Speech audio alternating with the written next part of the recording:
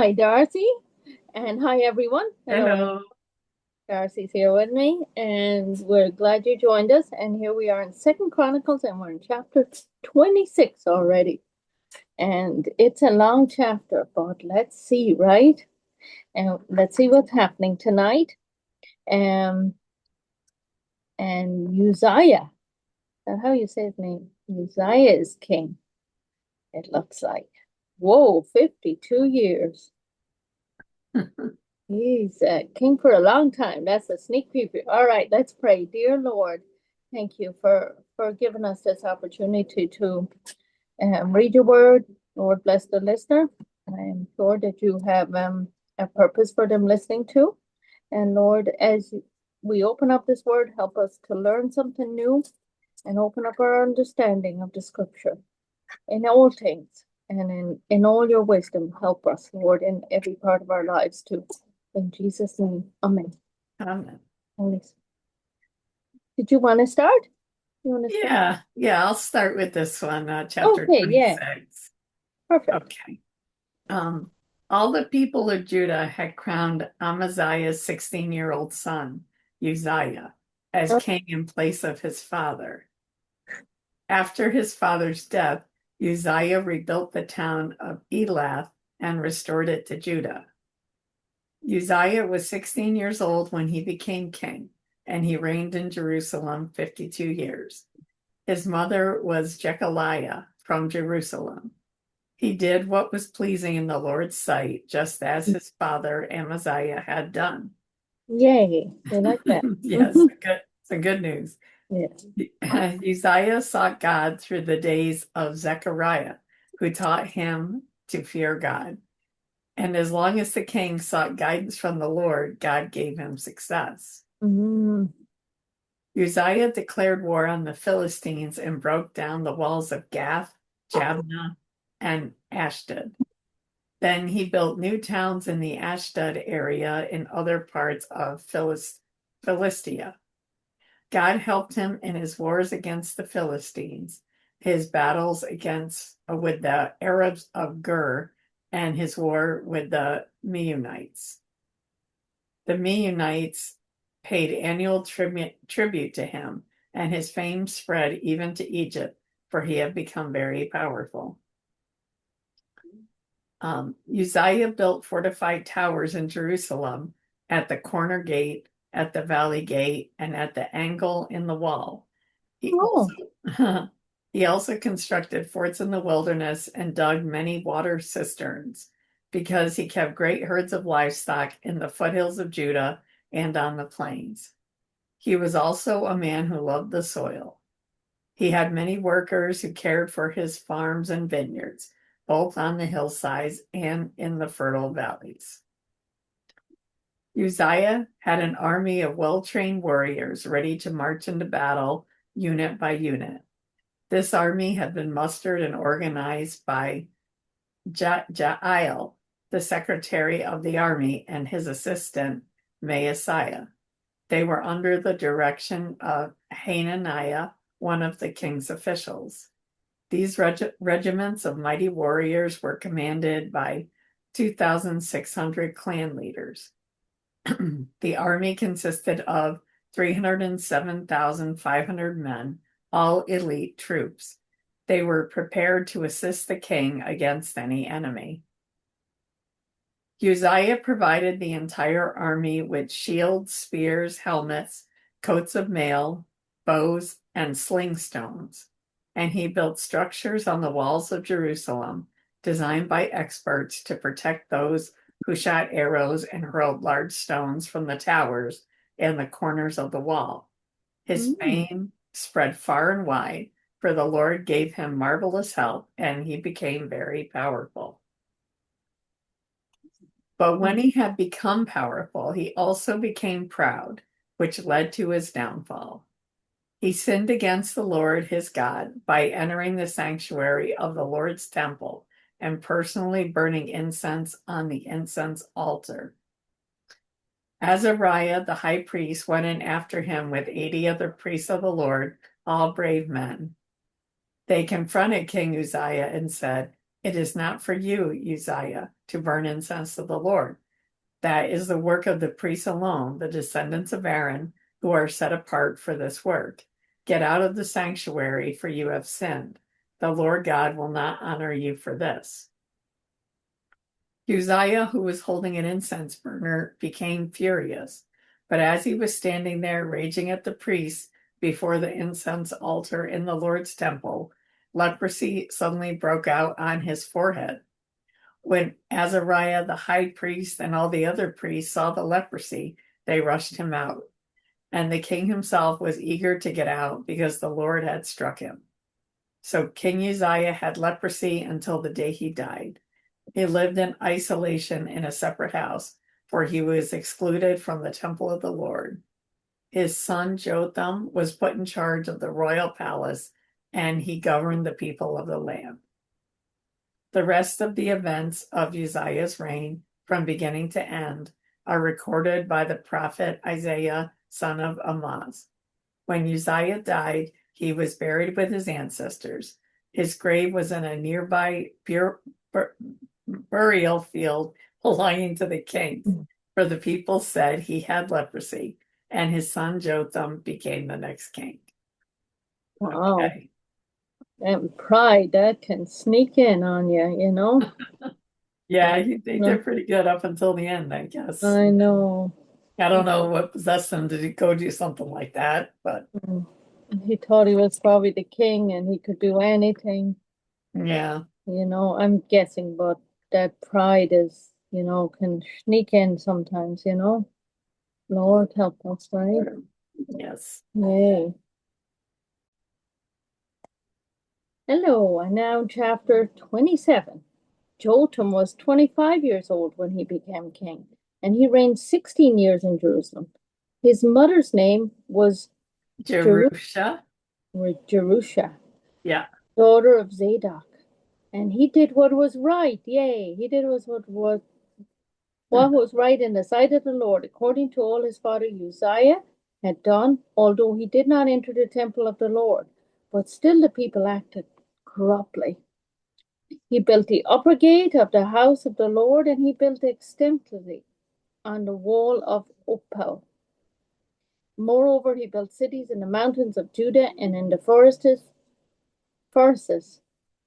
He built fortresses and towers. That sounded like a tongue twister for a minute. He also fought with the king of the Amorites and defeated them, Ammonites. And the people of Ammon gave him in that year 100 talents of silver, 10,000 cores of wheat, and 10,000 of barley. The people of Ammon paid this to him in the second and third year also. So Jotham became mighty because he prepared his way before the Lord his God. Thank you, Lord.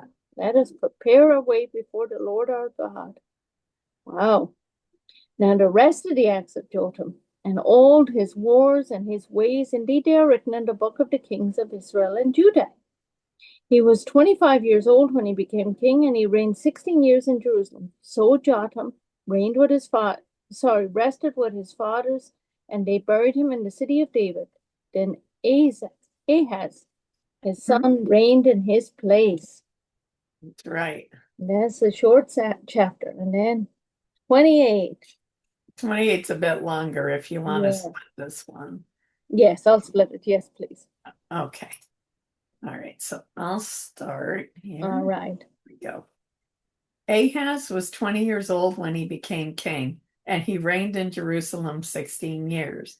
He did not do what was pleasing in the sight of the Lord, as his ancestor David had done. Instead, he followed the example of the kings of Israel. He cast metal images for the worship of Baal. He offered sacrifices in the valley of Ben Hinnom, even sacrificing his own sons in the fire. In this way, he followed the detestable practices of the pagan nations the Lord had driven from the land ahead of the Israelites. He offered sacrifices and burned incense at pagan shrines and on the hills and under every green tree. Because of all this, the Lord his God allowed the king of Aram to defeat Ahaz and to exile large numbers of his people to Damascus. The armies of the king of Israel also defeated Ahaz and inflicted many casualties on his army. In a single day, Pekah, son of Remaliah, Israel's king, killed 120,000 of Judah's troops, all of them experienced warriors, because they had abandoned the Lord, the God of their ancestors. Then Zechariah, a warrior from Ephraim, killed Maaseiah, the king's son, Azrikam, the king's palace commander, and Elkanah, the king's second in command. The armies of Israel captured 200,000 women and children from Judah and seized tremendous amounts of plunder, which they took back to Samaria. All right. Did you want to start, or do you want me to do some more? I could do a little bit and then I could give it to you again and then we'll break it up a little, right? That sounds good. Yep. And that's Round 9, 9. right? 9. Yep. But a prophet of the Lord was there, whose name was Oded. And Mhm. he went out before the army that came to Samaritan and said to him, Look, because the Lord God of your fathers was angry with Judah, he has delivered him into your hand. But you have killed him in a rage that reaches up to heaven. And now you propose to force the children of Judah and Jerusalem to be your male and female servants. But are you not also guilty before the Lord your God? Now hear me, therefore, and return the captives whom you have taken from your brethren, for the fierce wrath of the Lord is upon you. And some of the heads of the children of Ephraim, Azariah, the son of Jotham, Jehohanan, Berechiah, Berechiah, that's right, with the CH is like a K. Yeah. The son of Meshillemoth, Jechariah, Jezekiah, the son of Shalom, and yeah.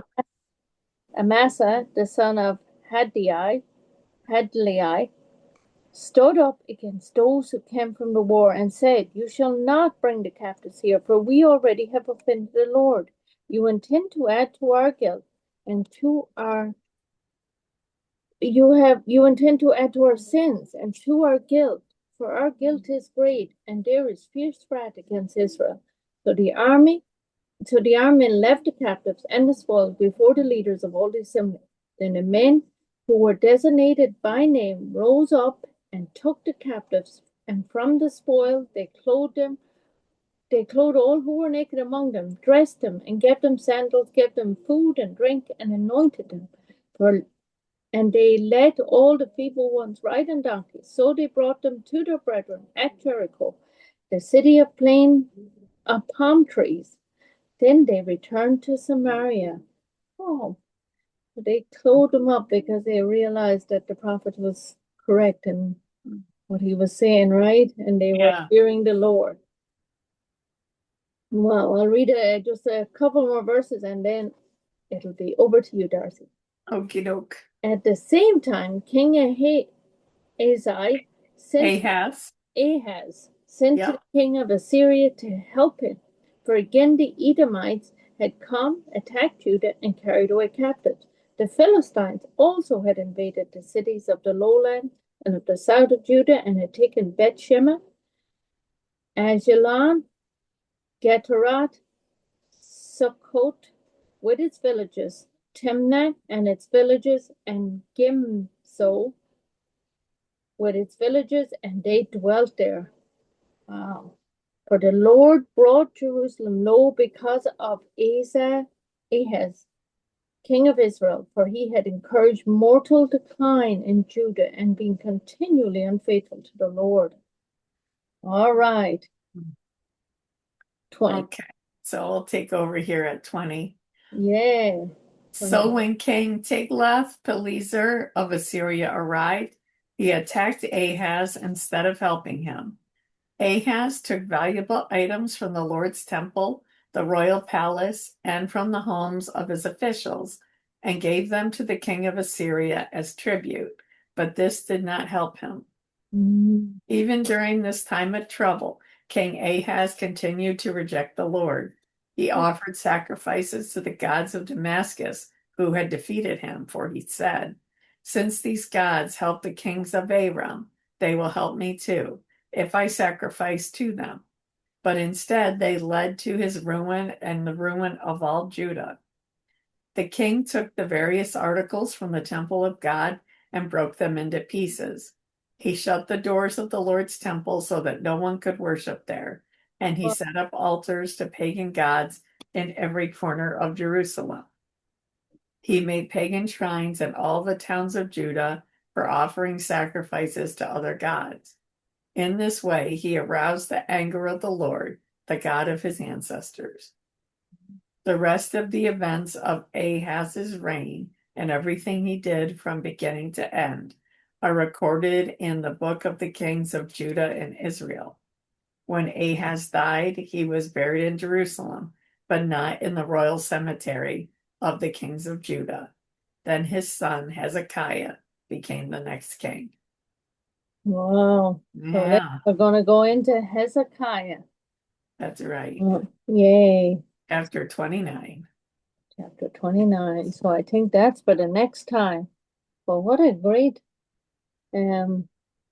well, a hard time, right? The other kings did good, and then it's like he reversed everything, right? He did Yeah, and then obviously even worse. if he's building stuff all over like the pagan shrines and stuff, like the people are following what he did, even if Yeah, they were faithful prior to that. So I know we talked about before, like wondering, like, were the people that wanted to worship the Lord like traditionally, where they try, kind of set aside, like, I mean, did they try to force people to change their, to go right, to the pagan gods or whatever? You gotta wonder how that worked, because it doesn't really say anything about it. right. In verse 24, you read it's like Ahaz gathered the articles of the house of the Lord, cut in pieces the articles of the house of the Lord, and shut the door of the house of the Lord and made for himself. So he's like, shut the door. Did he shut the door for all the people and so that they couldn't come in, or did he just Right, for himself? But then he's like, I mean, he's definitely making it hard for the people that do believe, aren't they? And they're going to be influenced by his wrong ways. right, So, right. wow.